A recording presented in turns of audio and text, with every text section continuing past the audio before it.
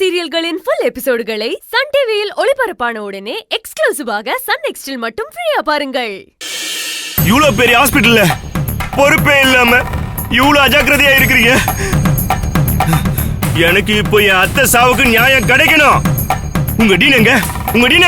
அவனை வர சொல்லுங்க. இப்பவே எனக்கு ஒரு பதில் தெரிஞ்சாகணும். சார், எதிர்பாராத விதமா நடந்துருச்சு.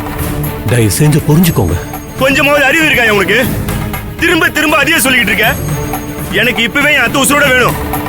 இவ்வளவு பெரிய ஹாஸ்பிடல்ல ஜெனரேட்டர் வேலை செய்யலனா பேஷண்ட்டை எப்படியா காப்பாத்துவீங்க?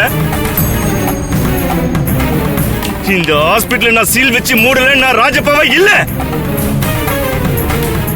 என் அத்தை உசுரை காப்பாத்த முடியாத இந்த ஹாஸ்பிடல் இருக்கவே கூடாதியா? அண்ணே கொஞ்சம் பொறுமையா இருங்கண்ணே. அண்ணே எப்படா பொறுமையா இருக்க முடியும்? எப்படி பொறுமையா இருக்க முடியும்? உங்க அண்ணி கேட்டா நான் என்ன பதில் சொல்லுவேன்? அவளை எப்படா நான் சமாதானப்படுத்துவேன்? எங்கேயோ எப்படியோ வீணா போயிருக்க வேண்டிய நமக்கு அத்தை தானே இப்படி ஒரு நல்ல வாழ்க்கை அமைச்சு கொடுத்தாங்க. அவங்கள போய்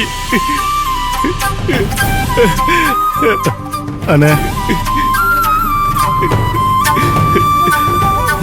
யோ டாக்டர், நீங்களா மனசுல என்னையா நினைச்சிட்டு வேலை பாக்குறீங்க? யோ, உங்களதான் கடவுள் மாதிரி நம்புன. ஜெனரேட்டர் வேலை செய்யலன்னு இப்படி பொறுப்பு இல்லாம பதில சொல்றீங்க.